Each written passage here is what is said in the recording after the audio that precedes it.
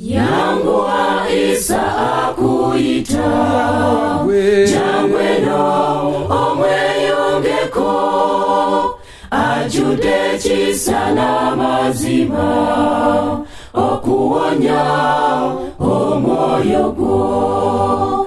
Yangu Isa akuyita jangweno omweyongeko ajude kisana mazima okuwonya omwoyo gwo. Owayo omwoyo gwo eri Isa mumalirivu okukwaniriza agamba nkyali kumpi nawe n'okusinga olugoye lw'oyambadde yewayo n'ayambazibwa omubiri olw'okwagala kwe okungi ennyo yakyokunoonya kiri ekyabula nga ly'ezzadde lya Adamu. Owayo omwoyo gwo eri Isa mumalirivu okukwaniriza agamba nkyali kumpi nawe n'okusinga olugoye lw'oyambadde.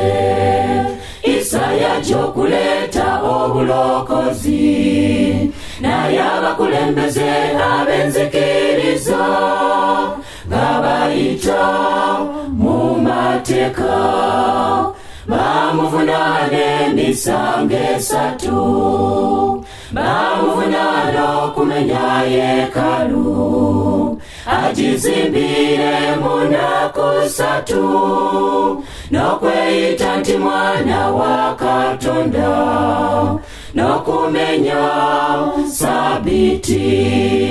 Owayo omwoyo gwo eri Isa mumalirivu okukwaniriza agamba nkyali kumpi nawe n'okusinga olugoye lw'oyambadde.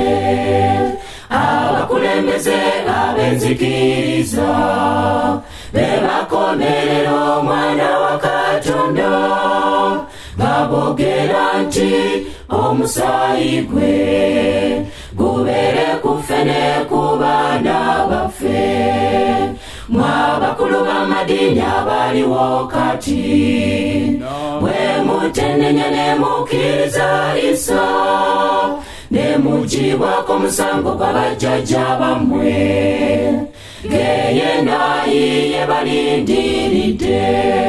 Owayo omwoyo gwo eri Isa mumalirivu okukwaniriza agamba nkyali kumpi nawe n'okusinga olugoye lw'oyambadde.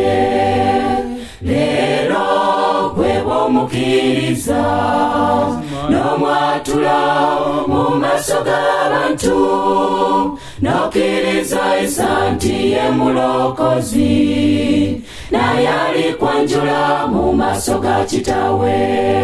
Owayo omwoyo gwo eri Isa mumalirivu okukwaniriza agamba nkyali kumpi nawe n'okusinga olugoye lw'oyambadde. Owayo omwoyo gwo eri Isa mumalirivu okukwaniriza agamba nkyali kumpi nawe n'okusinga olugoye lw'oyambadde. Owayo omwoyo gwo eri Isa mumalirivu okukwaniriza agamba nkyali kumpi nawe n'okusinga